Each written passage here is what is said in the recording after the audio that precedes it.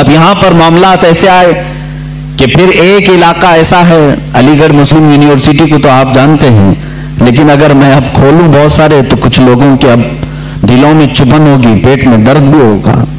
لوگ ہی کہیں گے کہ مولانا اختلافات کی بات کرتے ہیں، بانٹنے کی بات کرتے ہیں، فرقے کی بات کرتے ہیں. میرے عزیز، حق بات بتانے کو اگر تم فرقہ واریت سمجھو گے تو یہ تمہارا کوڑ ہے، یہ تمہارا مرض ہے.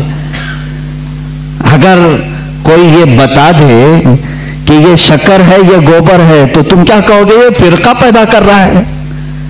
فرقہ نہیں میرے عزیز، تجھے بتا رہا ہوں حلال کیا ہے، حرام کیا ہے. میٹھا کھا لے اور غلاظت چھوڑ دے، اسی لیے تو علماء بتاتے ہیں. کیا ہمارا ذاتی کوئی جھگڑا ہے کسی سے؟ کوئی ہماری پراپرٹی پر آ کر بیٹھا ہوا ہے؟ کوئی میرے کپڑے چھینا ہوا ہے؟ کچھ نہیں ہے میرے عزیز.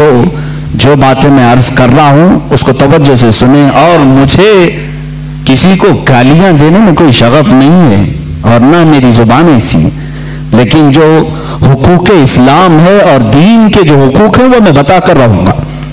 ایک طرف غلام احمد قادیانی کی خرافات، دوسری طرف سر سید احمد خان، اس نے ایک نئے فرقے کی بنیاد رکھی، نیچریت. یہ کیا تھا؟ یہ بھی انگریزوں کے پاس سے پڑھ کر کے آیا، جو بانی ہے مسلم یونیورسٹی کا. ظاہر سی بات ہے وہاں کے ٹیچرز، وہاں کے اساتذہ کو کچھ باتیں بری لگتی ہیں، کچھ باتیں بری لگیں گی، لیکن یہ حقیقت ہے اور تاریخ سے تم منہ موڑ نہیں سکتے. سر سید احمد خان واپس آ کر کے قرآن عظیم کی بہت ساری باتوں کا انکار شروع کر چکا تھا.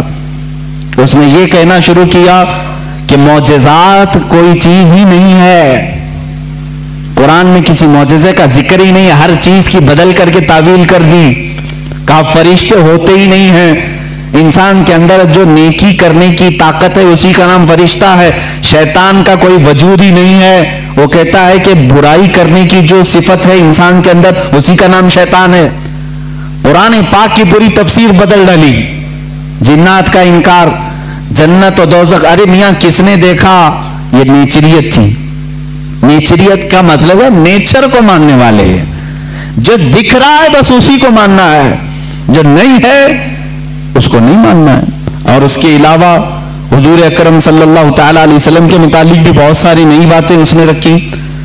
قیامت کے دن شفاعت کے متعلق اور دیدار الہی کے متعلق سر سید احمد خان نے لکھا ہے کہ اللہ کا دیدار ہو ہی نہیں سکتا، نہ زندگی میں، نہ موت کے بعد، نہ جنت، نہ دوزخ، ایسی کوئی چیز ہی نہیں. یہاں ہندو تو عقیدہ رکھتے ہیں نرگ اور سورگ کا، وہ تو بیچارہ ان سے بھی نیچے آ گیا. یہ تمام چیزیں نیچریت اس زمانے میں پھیلی. اب کچھ مسلمان ادھر بھی فالوورز. سر سید احمد خان کوئی نیا پیدا نہیں ہوا تھا، یہ بھی انگریزوں سے پڑھ کر کے متاثر ہو کر کے آیا انگلینڈ سے یا یورپی کنٹریز سے. اور مسلمان اس کو جزائر سی بات ہے تھوڑا روشن خیال سمجھتے ہیں. ارے یہ بہت ہی ماڈرن ہیں، نیا علم لے کر کیا ہے، اس کے پیچھے چلنے لگے. اس نے علم کے نام پر بہت سارے مسلمانوں کا عقیدہ خراب کیا.